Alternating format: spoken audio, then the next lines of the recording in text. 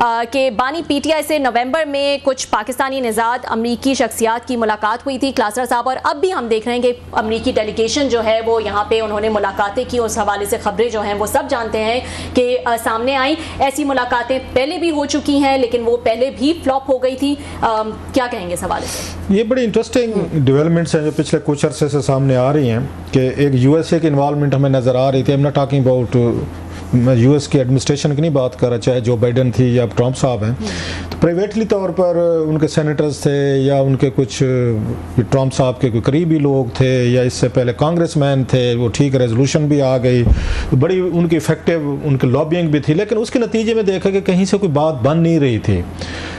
So ultimately जो कुछ लोग उनसे मिले हैं खान साहब से ज़ाती तौर पर कि हम अपना कोई इन्फ्लुएंस यूज़ करने की कोशिश करते हैं विद इन ये मिलिट्री इस्टेब्लिशमेंट, और उनकी मुलाकातें भी हुई हैं DGISI से भी बताया जा रहा है, बाद में पता चला है कुछ आर्मी चीफ से भी कोई लोग जो हैं मिले हैं, तो वहाँ से कुछ बर्फ़ पिघलने की बात हुई, तो विच वॉज़ वेरी अनयूजुअल, एक ब्रेक थ्रू मैं कहूँगा मैं, क्योंकि अदरवाइज़ तो ये कहा जाता था कि जनाब मुनीर साहब जो हैं खान साहब का जब उनका कोई जिक्र किया जाता था या किसी दोस्त के ज़रिए अप्रोच किया जाता था तो वो दोस्त ही कह देता था कि भाई साहब मैं बात करूँ ना करूँ, मुश्तरका जैसे होते हैं दोस्त बाज़ दफ़ा, तो अगले आपके खान का नाम और उसकी तस्वीर टीवी पे नहीं चलने देते, तो आप कहते हैं जो उनको रिलीफ लेकर दें, उनको वापस लेकर दें, उनको इक़्तिदार लेकर दें, उनको रिहा करवा के दें, तो बातें नहीं हो सकती। सो पहले एक डेड एंड था, लेकिन अल्टीमेटली कहीं ना कहीं पे कुछ चीज़ें होना शुरू हो गई थी। आपको अगर याद हो many times I have said it कि अब मैं मतलब ये नहीं कह रहा, वो इंग्लिश का एक बड़ा खूबसूरत एक ना कोट है, वो कहते हैं it's very easy to be wiser after the event. जब कुछ चीज़ हो जाए तो सारे सियाने हो जाते हैं। मैं नहीं कहता था, मैं ऐसे कहता था, बट आई कैन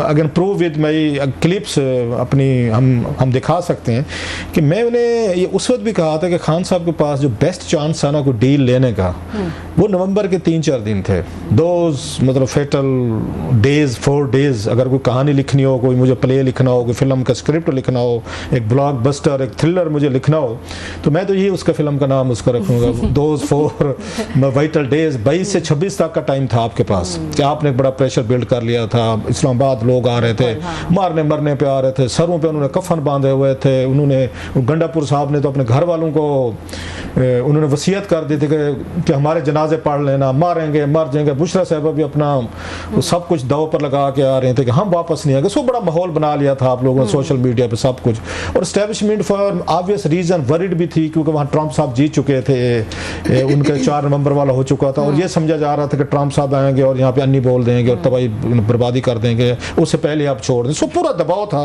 सो वो एक आपका मोमेंटम था, दैट वाज द टाइम कि आप इस डील को वो अब ले लेते। जो बाद में इमरान खान साहब ने भी आर्टिकल जो लिखा उनका जो रिसेंट आया था इंटरनेशनल ये मैगजीन में, और फिर अलीमा खान साहब ने भी कहा, बाकियों ने भी कहा, खान साहब को ऑफर हुई थी अब बनी गाला शिफ्ट हो जाएं, रिलीफ की पहली शक्कर, और फिर बाद में हम केसेस देखते रहेंगे।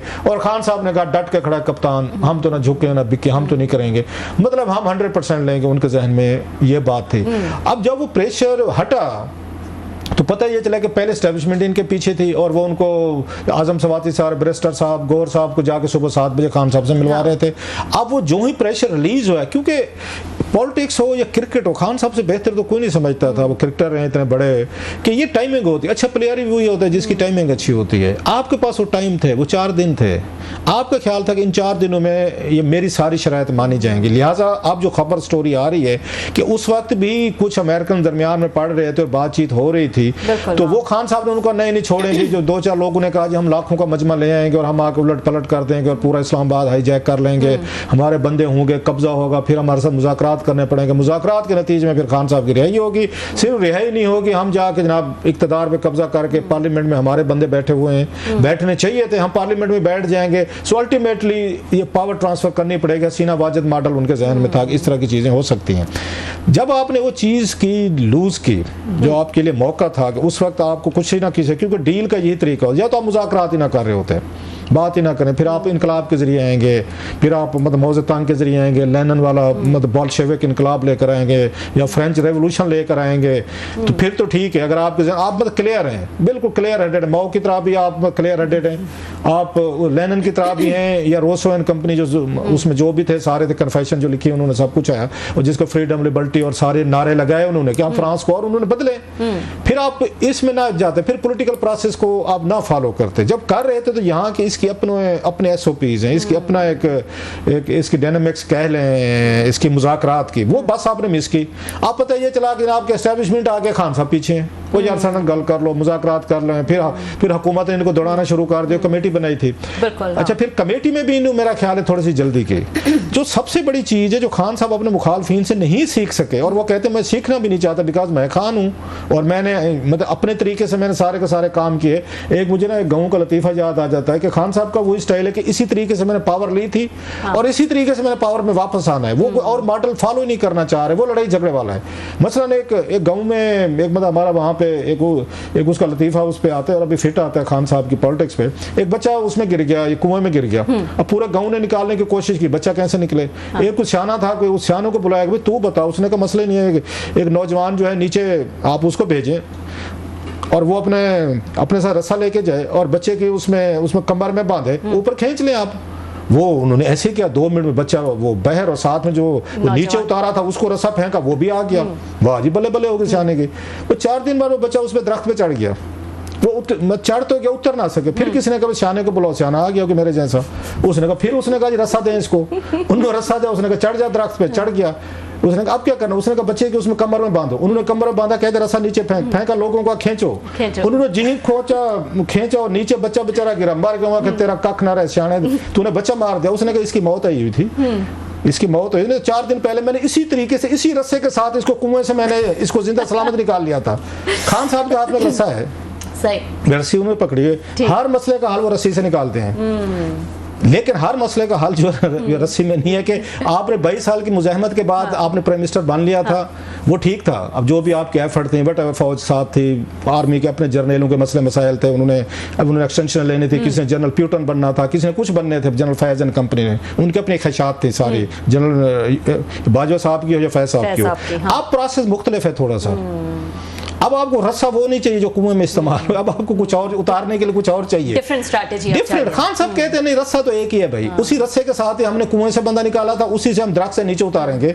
उसके नीचे आते आपको डिजास्टर आपके सामने आ रही है। लेकिन इंटरेस्टिंग तो वो कैरेक्टर्स भी हैं जिन्होंने उस वक्त खान साहब को ये उम्मीद दिलाई कि लाखों बंदा जो है वो इस्लामाबाद में निकल आएगा और फिर उसके बाद जो है वो हम अपनी टर्म्स पे जो मुज़ाकरात है वो कर सकेंगे। क्योंकि उस वक्त भी कुछ तो दिया ही जा रहा था खान साहब को कि आप बनी गाला शिफ्ट हो जाए या जो भी बातें आ रही थी। लेकिन जब उनको ये उम्मीद दिलाई कि लाखों बंदा जो है वो निकल आएगा, उन्होंने आंखें बंद करके जो है वो मुज़ाकरात वहीं पे ख़त्म करके उस उम्मीद पे जो है वो चल पड़े और कि हम अपनी टर्म्स पे जो है वो मुज़ाकरात करेंगे। इंसानी ना एक मिजाज होता है, कामयाब लोगों को मशवरे नहीं दिए जाते।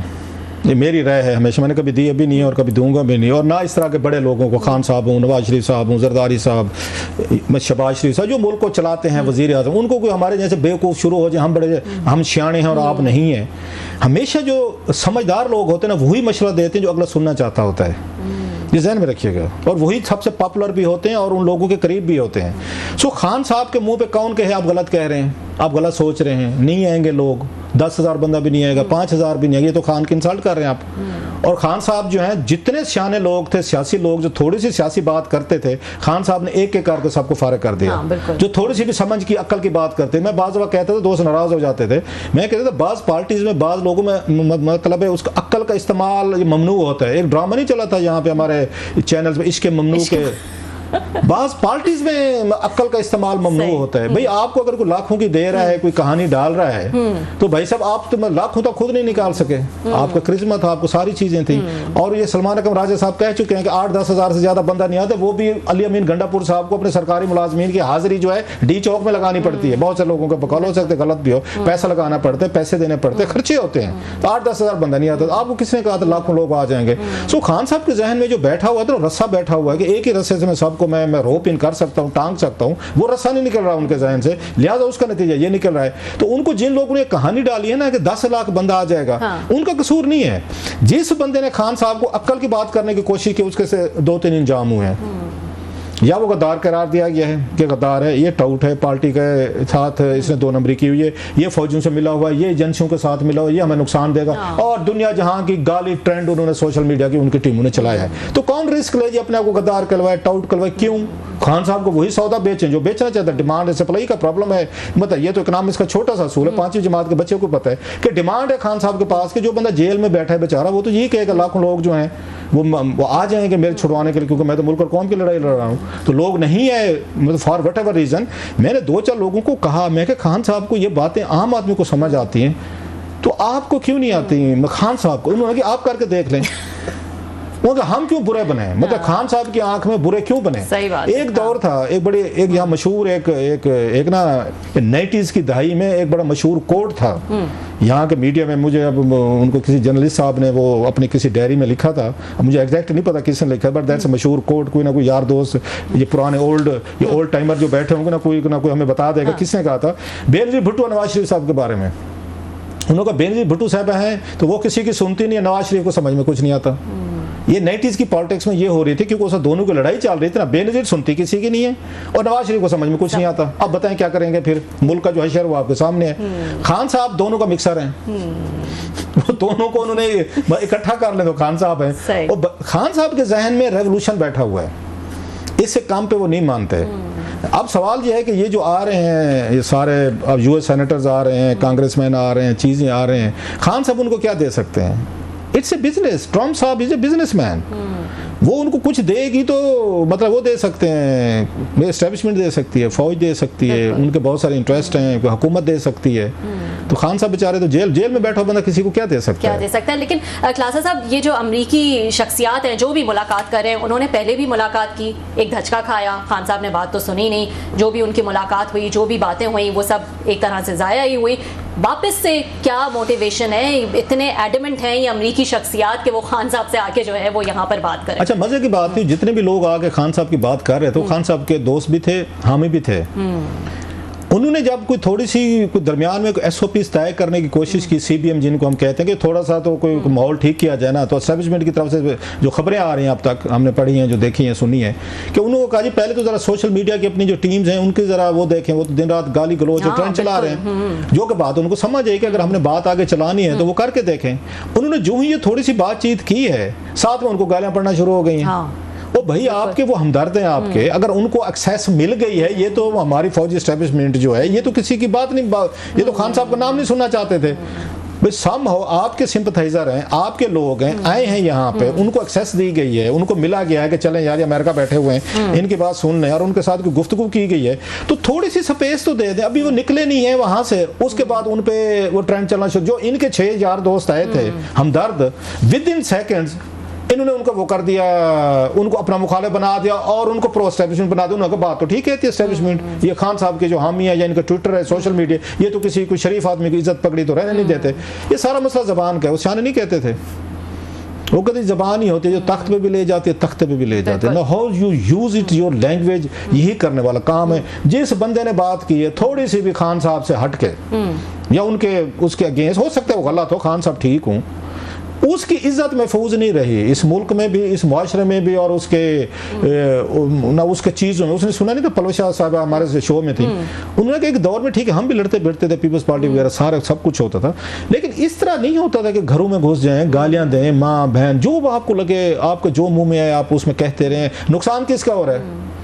वो आपके खान साहब का हो रहा है। जो सिंपथाइजर थे वो सिंपथाइजर भी साइड पे हो गए कि नहीं जनाब कि इसका मतलब है कि खान साहब की तो पूरी पार्टी ऐसे करती है। तो इसका ये मतलब ठीक है कि जो सुनने में आता है कि ऐसे चंद एलिमेंट्स हैं जो चाहते ही नहीं हैं वो खान साहब के इर्द गिर्द ही, जो चाहते ही नहीं है कि खान साहब जेल से बाहर आएँ, क्योंकि हर दफ़ा जब कोई ऐसी बात होती है, कोई मुज़ाकरात की, जो आपने कहा कि उनके सिंपथाइजर्स कोई बात आगे लेके चलना चाहते हैं, तो ये मामला वहीं जो है वो ख़त्म हो जाता है किसी ना किसी वजह से। I don't buy that. हालांकि मैंने इस पर लिखा भी होगा, हो सकता है मैं आर्गूमेंट आपका जो आप जब बता रही हैं भाई ये है कि वो मतलब बाहर बैठे हुए जो इल्ज़ाम लगता है, जो यूट्यूबर्स बैठे हैं, सोशल इन्फ्लुएंसर बैठे हैं, जो उनके मफाद में है कि डॉलर कमाते रहें और खान साहब जेल में रहें, और खान साहब तुसी छेकड़ी हो, तुम्हारे बात क़यामत है, you are the last of the Mohicans, last man standing, brave heart, maverick, तुम्हारे बात आप डटे रहें, डट के खड़ा है कप्तान, आपने झुका है ना बिका है, ये नारा लगा ही रहे।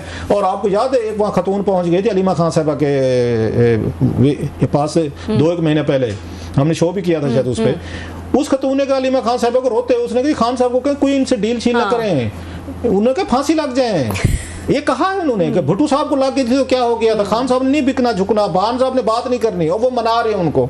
हो सकता है किसी ने भेजी हो कि जहांगीर खान को पक्का करें फांसी लग जाओ। ये ऐसे भी मोहब्बत करने वाले मौजूद हैं कि खान को क्या फांसी लग जाए, भुट्टो साहब भी लग गए तो क्या हो गया था, अभी भी क्लिप चलाया जा सकता है। तो ऐसे ऐसे मोहब्बतें भी पड़े जो खान साहब को देखते हैं कि ना वो लग जाए। लेकिन क्या खान साहब की उम्र माशाल्लाह इस वक्त बरकर 75-76 साल में आपको समझ नहीं है कि मेरे मफादात क्या हैं? अगर आपको 4 बैठे हुए बहर बंदे, कोई मेरे जैसे कोई 2-4 कोई कम अकल टाइम में अपनी बात करूं, बाकी सारे सियाने हैं इसमें, अगर मैं आपको ऐसे कोई गलत मशवरे दे रहा हूं जिससे आपकी मिजरीज में इजाफा हो रहा है, तो फिर the fault lies at your and. आपको अपना मफाद देखना चाहिए, अपनी चीज। अब वोट बैंक बढ़ रहा है, वोट बैंक बढ़ रहा है, पावरफुल जो समझदार सियासतदान होता है वो वोट बैंक को कैश करवाता होता है इनटू पावर। एंड और हमें ये ना कहानी समझाएं कि आप इनकलाबी हैं, इनकलाब लाना चाहते हैं। इनकलाबी फिर फौज वगैरह से बातचीत भी नहीं करते, वो महमूद अचकज़ई को भी अपना वो नहीं लगाते, वो कि जाएं जी फौज से मुज़ाकरात करें। आज़म सवाती साहब को, जिनकी बाबर अवान साहब की सिफारिश पे मुलाकात हुई थी, उनकी जनाब वो करवा रहे हैं कि वो फिर उनके जिम्मे भी नहीं लगाते। वो फिर मौ की तरह और फिर ये लेनिन और बाल्शेविक, स्टालिन और ट्रॉट्स्की टाइप वो फिर और कुछ चीजें होती हैं। फिर आप वो नहीं है, आपको भी पावर चाहिए। आपने भी उसी तरीके से आना चाहते हैं जिस तरीके से आप मतलब दूसरे पावर में आते होते हैं। ये कैसे हो सकता है कि 4 यूट्यूबर कह देते हैं, 6 इन्फ्लुएंसर कह देते हैं, मीडिया पे सोशल मीडिया पे ट्रेंड चल जाता है और खान साहब रिवर्स गियर लगा लेते हैं। तो देन तो फिर आप कैपेसिटी के इश्यूज हैं, फिर कंसिस्टेंसी आप उनको इस्तेमाल करें ना। You are a leader. आप अगर ये सोशल मीडिया के कैदी बन चुके हैं, 4-5 यूट्यूबर मेरे जैसों को कैदी बन चुके हैं, आप मुझे सुनते हैं, 6 और लोगों को सुनते हैं, फिर ओपिनियन बनाते हैं कि हाँ यार ये ठीक है यार, मुझे 6 महीने जेल में बैठा, मैं नहीं बात करता, बिना से होती तो सारे अमेरिकन से अमेरिकन टिकट पढ़ो तो वापस जाओ। तो then the fault lies at मतलब माई एंड कि मेरे अंदर फिर कैपेसिटी के इश्यूज हैं। बारह खान साहब जो है ना डट के वो खड़े हुए हैं। खान साहब का वोट बैंक बढ़ रहा है अल्हम्दुलिल्लाह, उनकी पॉपुलैरिटी भी बढ़ रही है। लेकिन ये मतलब दिन होते हैं, आप अपनी इस एज में आप आते हैं, मतलब पॉलिटिक्स करते हैं, बहर जिंदगी गुजारते हैं, थोड़ा सा नौजवान यूथ को आपके वो करते हैं। बारह देखते हैं कि ये अमरीकी शख्सियात जो है जो एक्टिव नजर आई हैं, ये खान साहब के लिए जो है, लेकिन उस पर भी नाराज है। उनकी तस्वीरें आर्मी चीफ के साथ छप गई हैं, कौम उस पर भी नाराज हैं। वो ये यूट्यूबर्स जो इनके सोशल मीडिया सारा सोशल मीडिया जो है वो नाराज, उनको भी गालियां सबको हो रही हैं। उनकी तस्वीरें छप गई, इनका मतलब उनको भी ट्रीटमेंट हो रहा है जो बाकियों को मिलता है, जो पाकिस्तान वालों को मिलता है। बिल्कुल।